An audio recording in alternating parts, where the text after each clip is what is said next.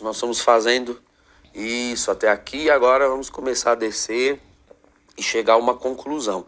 Uma conclusão, obviamente, não exaustiva. Esse assunto poderia ser explorado em mais detalhes, mas não é o propósito aqui no momento. O propósito é você saber o que é a teologia da libertação e conseguir identificá-la, não é? Eu espero que tenha servido esses pontos que nós colocamos até aqui, né, que foram 6 pontos, né, tenham servido para você identificar o pensamento de libertação, o comportamento de libertação. Porque quando a gente fala teologia da libertação, ainda há pessoas, talvez você faça isso às vezes, que tratem a teologia da libertação como se ela fosse um grupo ou um movimento determinado, estruturado, visível e facilmente identificável. Talvez você já tenha visto pessoas dizerem assim, olha, eu acho que o padre fulano é da teologia da libertação. Se você for até ele fazer essa pergunta, se você for lá fazer essa pergunta, padre, o senhor é da teologia da libertação? Qual é a impressão que dá essa pergunta? Que ele pertence a um grupo, né? Assim como alguém é da RCC, dos Focolares, da Opus Dei, aí tem padres da teologia da libertação. Como se a teologia da libertação fosse um grupo, é um pessoal que se reúne toda semana. Não. Não é isso. Estou aqui todas as aulas insistindo, e se o curso não tiver ajudado você a entender da forma correta, ele não, infelizmente, você foi desatento. Se você for lá perguntar para o padre, o senhor é da teologia da libertação? Bom, ele vai ter muita dificuldade de entender essa pergunta, porque ele não é da teologia da libertação, ele é da sua paróquia, ele é da diocese tal, ele é da ordem tal, da congregação tal. Ele não vai entender. Porque a teologia da libertação, ela está diluída como uma forma de pensar. Então, ele às vezes como jovem entrou para onde? Eu vou dar um exemplo. Ele quis ser franciscano. É um exemplo que eu estou dando, franciscano. Então ele entrou para a ordem franciscana e ele passou a ser de onde? Da ordem franciscana.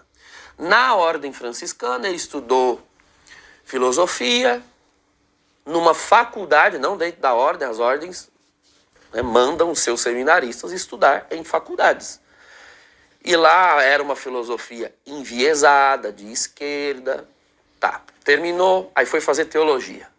Numa outra faculdade que também ensina todas as disciplinas, como nós já vimos até aqui, aparelhadas na forma da libertação. E ele foi incorporando aquilo, ele pensa daquela forma, ele se comporta daquela forma, e para ele, a igreja pensa daquela maneira. Para ele, na cabeça dele, porque ele foi recrutado a pensar dessa forma. E aí ele tem comportamentos típicos daquilo que a teologia da libertação pensou para todos na igreja. E aí você chega nele e pergunta, o senhor é da teologia da libertação? Ele vai dizer, não, eu sou da ordem franciscana. Então, não é que a teologia da libertação seja um grupo, um movimento, né? Algo de que a pessoa tenha consciência de pertença. Não é assim. É muito mais profundo. É muito mais profundo. É algo mais ou menos, vou inventar outra comparação. Você ir para um país fora aqui do Brasil e alguém perguntar, nossa, você é da língua portuguesa? Da língua portuguesa? Não, eu sou do Brasil. Ué, mas você está falando português? É, porque no Brasil se fala português. Mas ninguém é da língua portuguesa. As pessoas são de países onde a língua portuguesa é falada.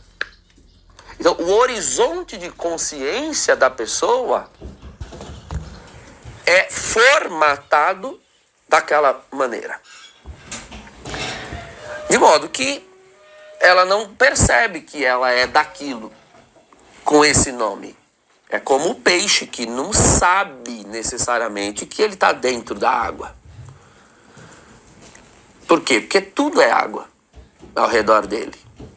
Ele não tem constante consciência de que ele está dentro da água, porque ele não tem o contraponto entre o que seja a água e o que seja a não água. Então nós vimos isso aí, não é? Naquele precioso e central ponto 4, do qual eu já me refiro e ainda vou me referir até o final do curso. É o horizonte de consciência do cara, né? Daquela pessoa. Ela não entende que possa haver outra maneira de pensar que não aquela com a qual ela pensa. Porque ela está recrutada. Então, esse é o primeiro e principal propósito desse curso. Eu espero que você tenha conseguido isso. Não é você dizer, você, fulano, é da teologia da libertação. Não, porque ele não vai entender isso. A teologia da libertação não é um grupo ao qual alguém pertença. A teologia da libertação é uma maneira de pensar que está difusa, espalhada, diluída por toda a igreja. De modo que a pessoa é, entre aspas, da teologia da libertação, sem ser dela, propriamente dito, né? Poderia dizer que não é a pessoa que é da teologia da libertação, é a teologia da libertação que está na pessoa. A teologia é uma forma de pensar o objeto da fé. Então é a teologia que está na pessoa, não é a pessoa que está na teologia da libertação. Bom, nesse sentido, então, com essa aula agora, nós vamos fazer outra pergunta, com a qual eu quero responder vocês em alguns tópicos também. Em 7 tópicos eu vou responder. Para a gente se imunizar contra a teologia da libertação. De repente, você que é católico, recebeu catequese na igreja católica, formação na igreja católica, você frequenta uma paróquia católica. Você já parou para pensar, ao longo desse curso, que se a teologia da libertação é uma forma de pensar e ela está muito bem difusa em todas as paróquias, pode ser que em algum momento essas ideias não só tenham sido apresentadas a você, como elas podem ter sido injetadas? Pode ser que em algum aspecto você tenha uma ideia que é da libertação e não da fé católica tradicional, ortodoxa, né? Da ortodoxia da fé. E às vezes você não sabe. O objetivo desse curso é esse também, é você aprender a identificar. Então, como nos imunizarmos, como repelirmos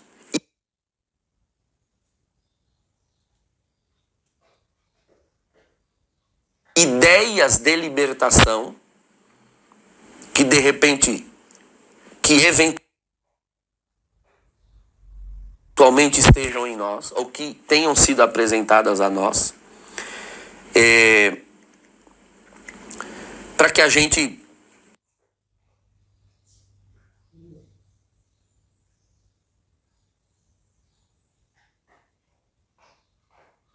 elimine isso, pouco a pouco.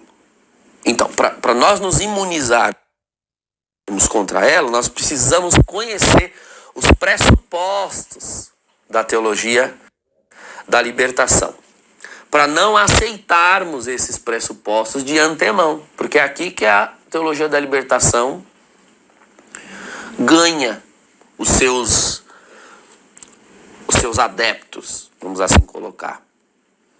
Ela impõe pressupostos e a pessoa aceita aquele pressuposto como verdade.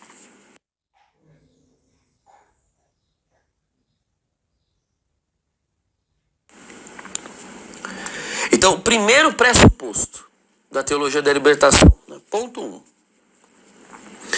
A teologia da libertação é uma forma de pensar que quer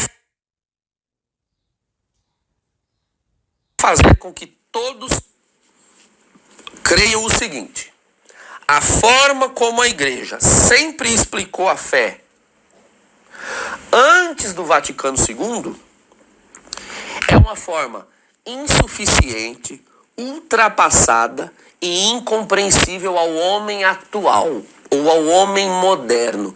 Essa é uma expressão caríssima aos teólogos da libertação e àqueles que disseminam essa forma de pensar. Vocês sempre vão ouvir muito.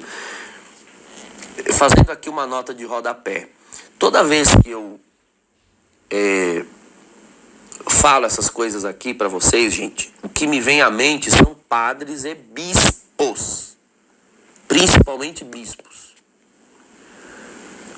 Se você sentar para ouvir uma homilia de um bispo, geralmente eu diria que, eu vou ser generoso aqui, né? 85% dos bispos no Brasil tem todo o seu discurso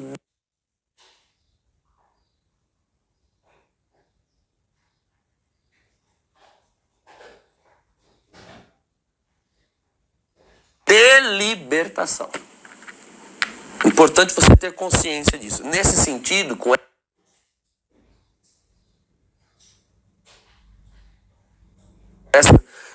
esse número que eu estou te dando, que pode ser mais do que isso até, um bom exercício para você identificar aspectos de teologia da libertação é ouvir homilias de bispos ou palestras de bispos, e vocês vão identificar.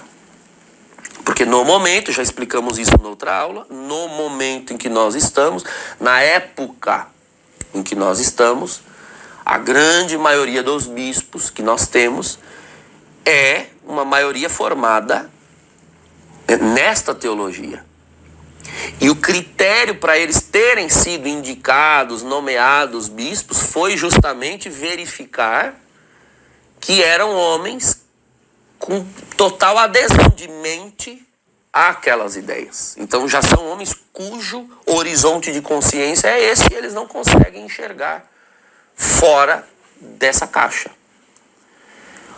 O fato de serem bispos até lhes permite saber que há uma forma de pensar que não é aquela, mas foram vacinados para crer que qualquer forma de pensar a fé da igreja que não seja a da libertação é uma forma errada, equivocada. Então esse é o primeiro pressuposto. Eles gostam muito de dizer isso. São frases de efeito, palavras de efeito que eles usam nas homilias, nas palestras, nas formações, nas assembleias paroquiais, no caso de padres, assembleias diocesanas. Para eles isso é muito caro. O homem moderno, o homem atual, né? E a expressão de que, olha, qualquer coisa, qualquer livro, qualquer obra, qualquer composição que seja dos anos 60 para trás é insuficiente, é retrógrado, é ultrapassado, porque não atende ao homem atual. Eles batem nessa tecla o tempo todo. E o que está por trás disso daqui? A tese antropológica de que o ser humano é um mero resultado do meio e da época.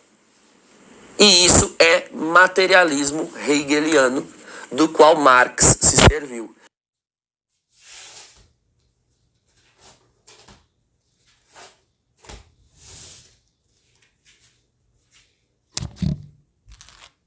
E toda a escola de Frankfurt, os socialismos que se seguiram posteriormente, se serviram dessa tese.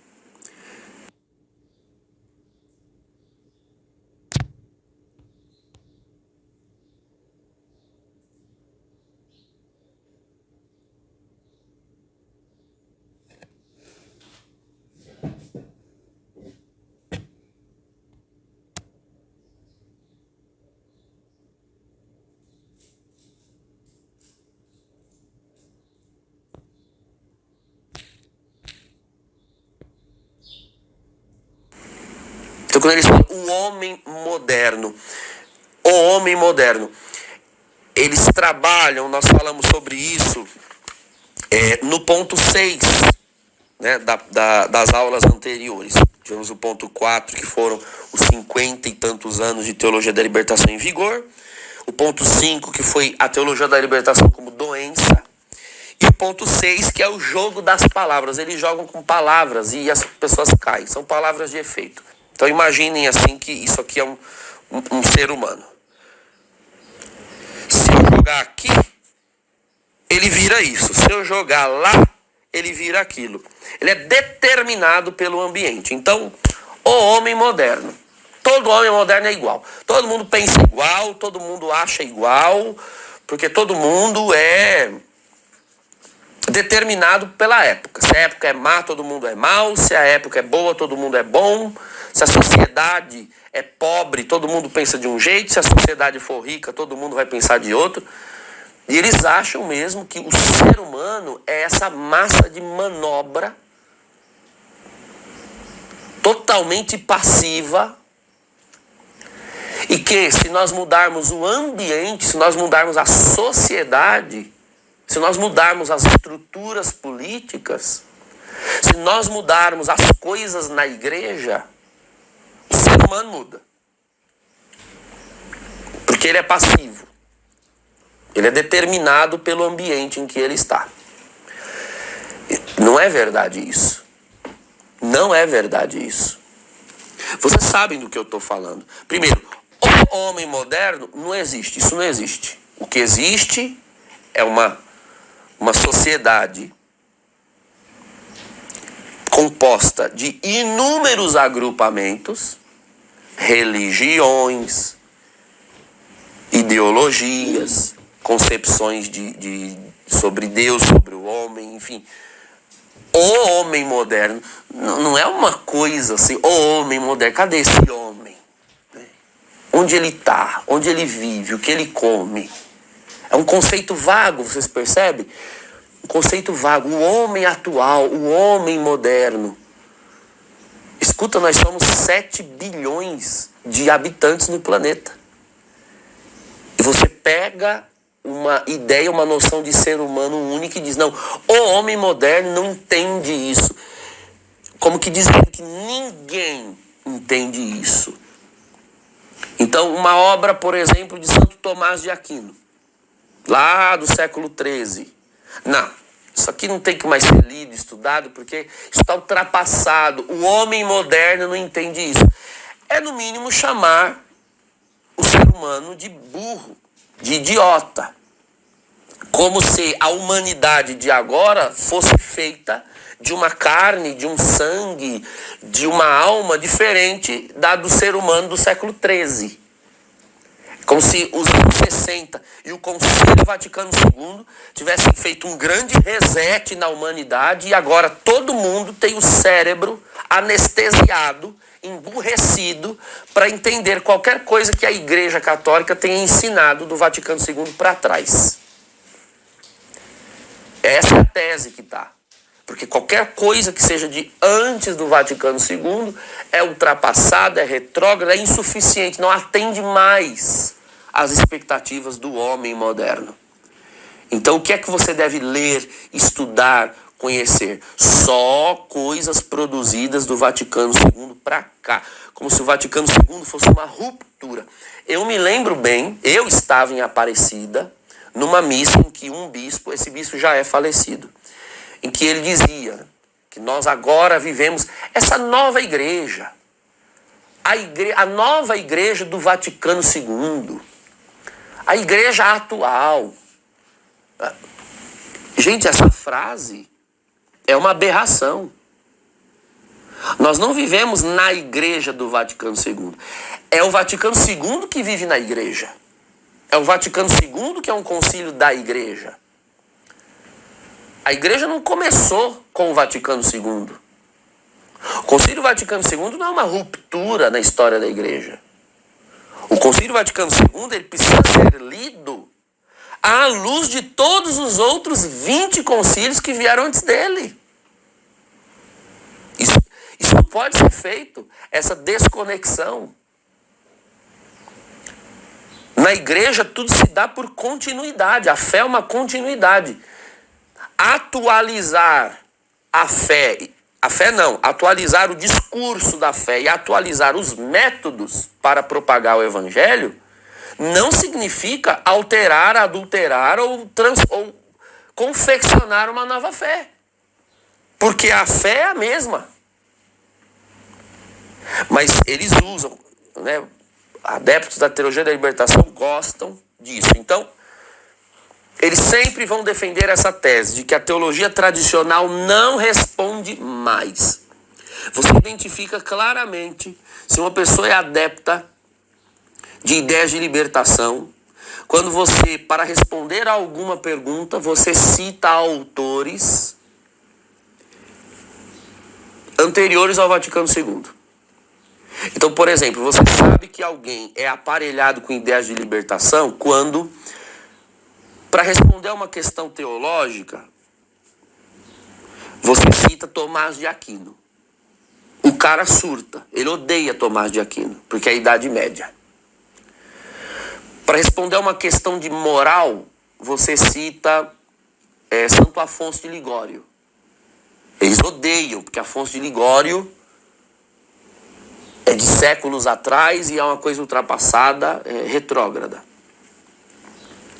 Quando para responder a uma questão social, a respeito de um tema social, você cita uma encíclica de Leão XIII ou de Pio XI.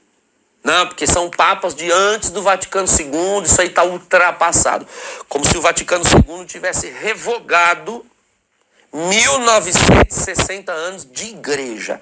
Eles trabalham com esse tipo de discurso, sempre dizendo que a teologia tradicional não responde mais.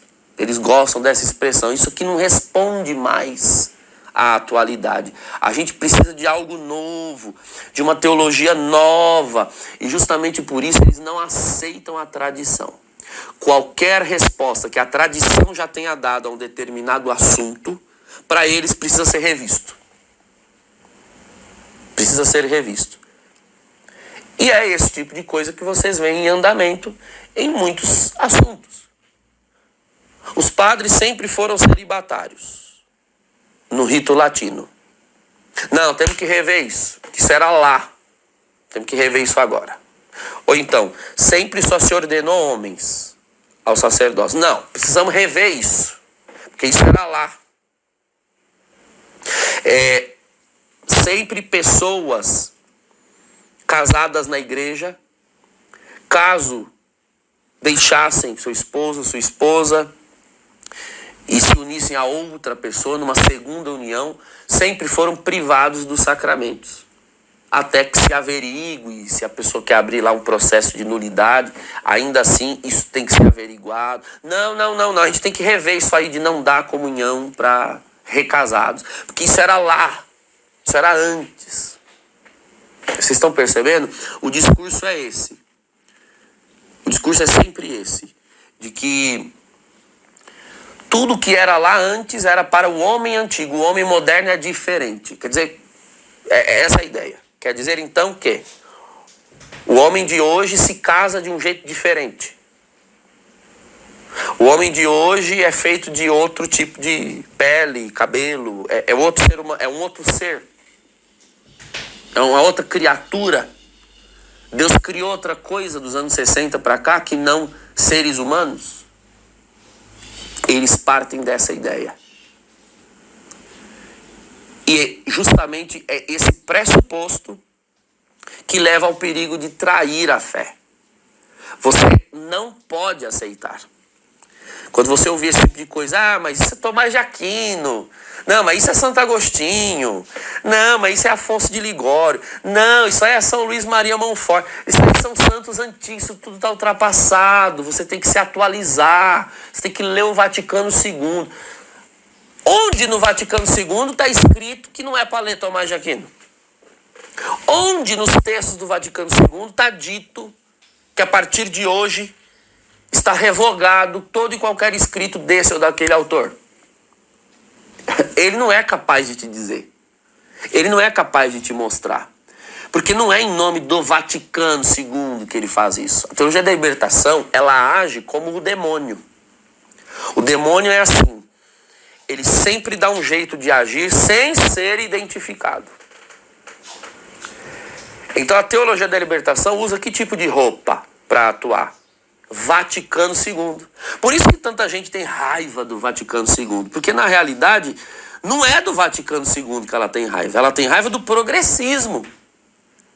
Progressismo, do qual um dos braços é a teologia da libertação, aqui na América Latina. Mas progressismo que não foi o Vaticano II que criou.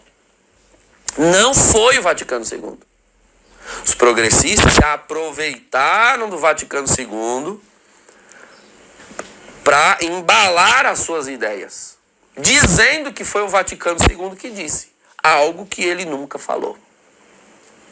Então tome muito cuidado quando, em nome de um suposto Vaticano II, se diz essas coisas, se trai a fé, se trai a tradição, se trai a liturgia, se trai a escatologia, se trai a moral católica de 2000 anos, pode ter certeza que não é Vaticano II. É teologia da libertação se dizendo, se passando, travestida de Vaticano II. Certo? Então, esse é o primeiro pressuposto do qual você tem que se precaver. Próxima aula, vamos ver mais um. Até já.